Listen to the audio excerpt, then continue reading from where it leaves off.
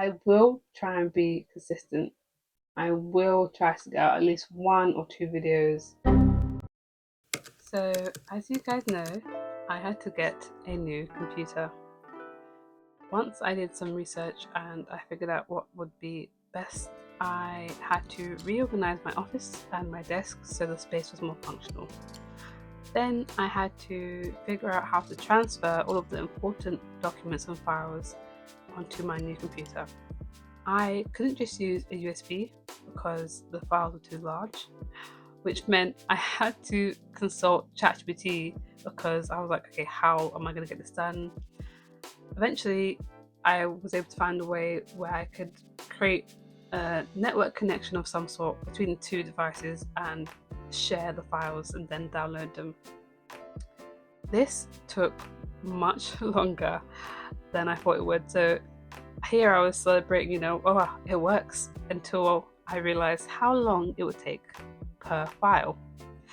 So yes, it took, I think, roughly a day or two just to transfer everything and then organize it and get it all set up on the new computer. Once that was done, I could finally get back to work. Let's get into that.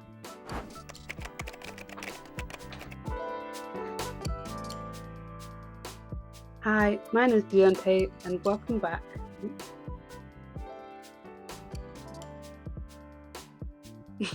Welcome back to my Small Business Diaries channel. So, where have I been? I have been enjoying some slow mornings. This is my chunks. His name is Storm. He just turned 3. Why am I mentioning him? Well, without him, honestly, I would not be going out of my house. Well, I would barely be going out of my house, and I would not be able to get out and just breathe. As an entrepreneur, a lot of your days are spent indoors, chained to your desk almost, and working away. For me anyway, that's what life is like right now. And so he allows me to take a break in a way where my mind is clear.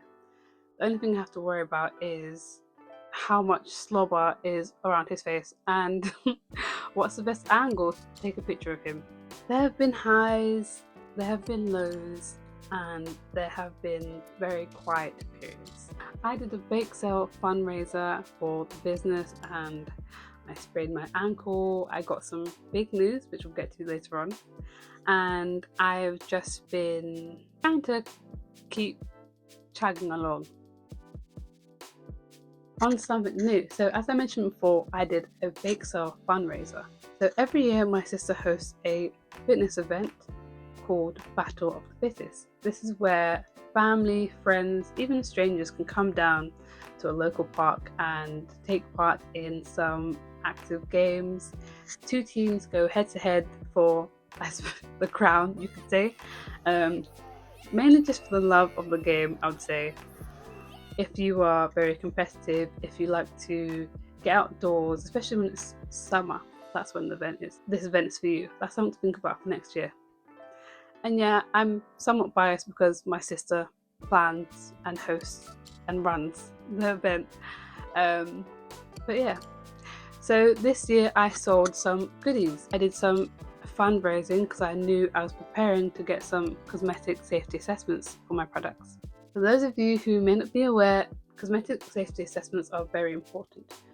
These need to be done before you can officially even put your products up on the cosmetic notification board, which we'll get into. Or should I say cosmetic notification system, not board, sorry. Now, it's important to get your products tested because you need to make sure that they are safe for use.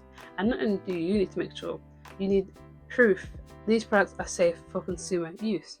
I got a grant from the King's Trust to start doing that, but I knew that I would need additional funding to cover, for example, VAT costs.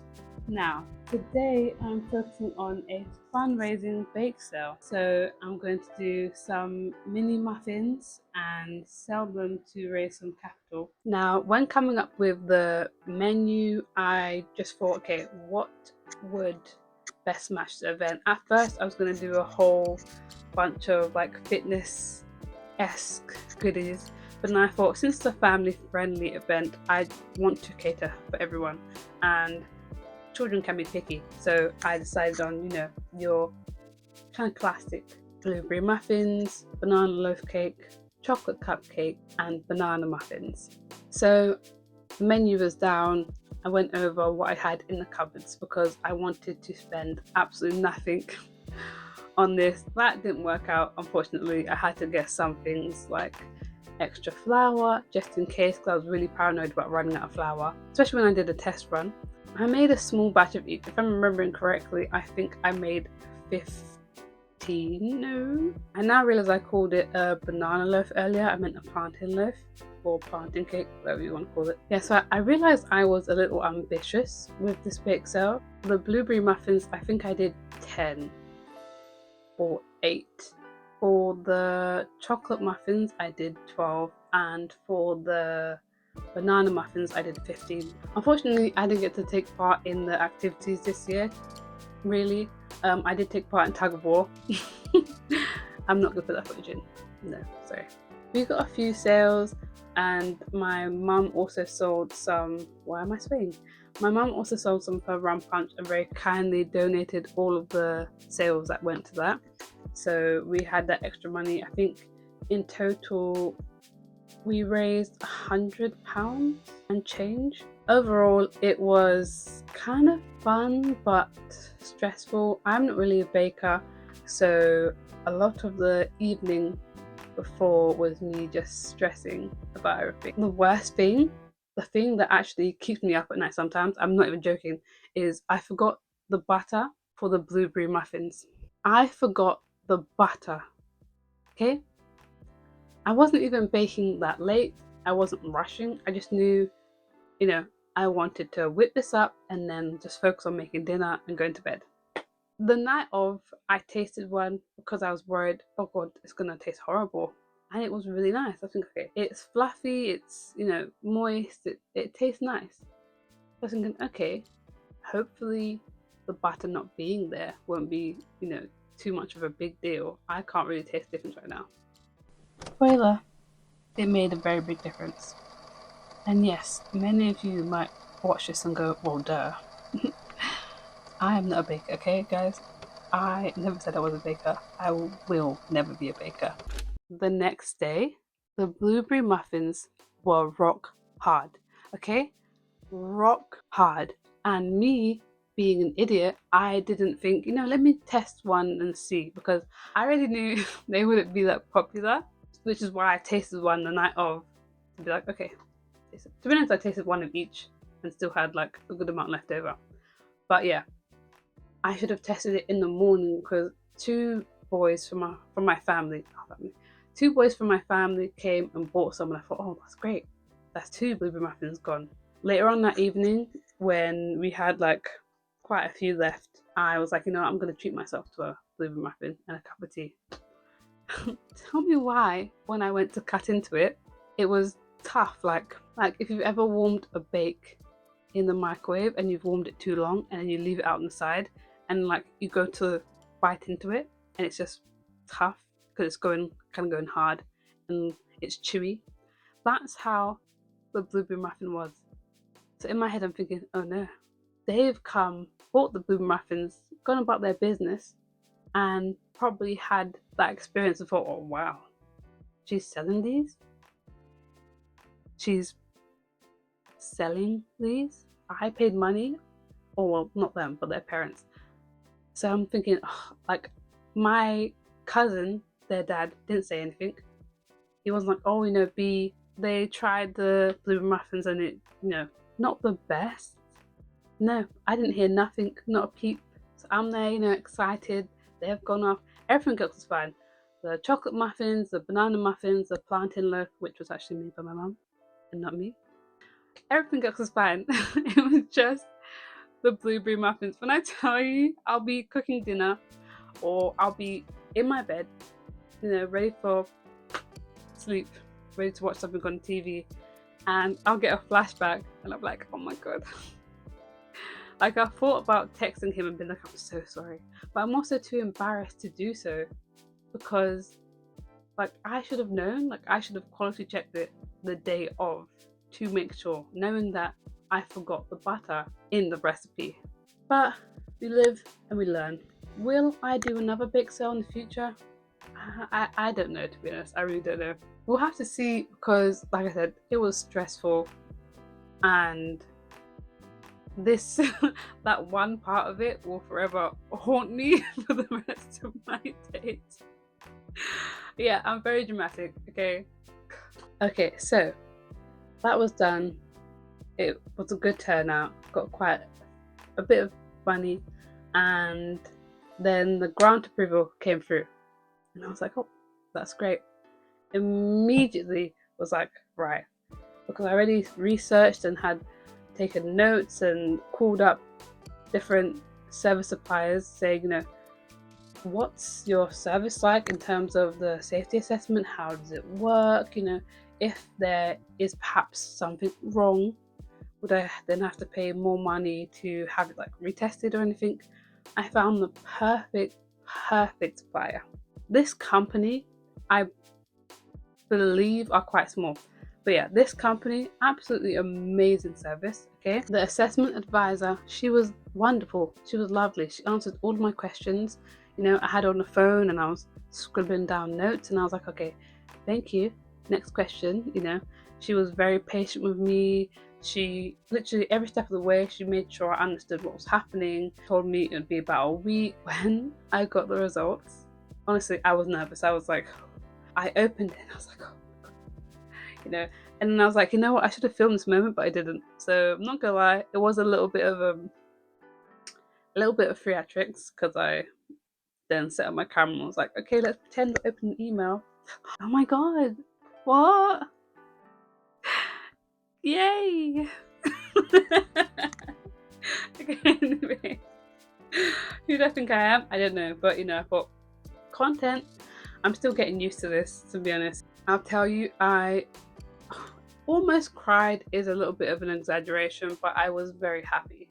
And immediately I emailed my mentor and was like, look at this. He was like, great, that's wonderful. I'll talk to the funding team and get back to you. Sit tight, you've done everything you can, you've answered all their questions, because sometimes they had come back to him with like, oh, we want to know these things, and he would then get back to me and be like, okay, they're a bit concerned about A, B, and C, can you give them some information on it? And then I'd write like a couple of reports, send off, and he'd get back to me.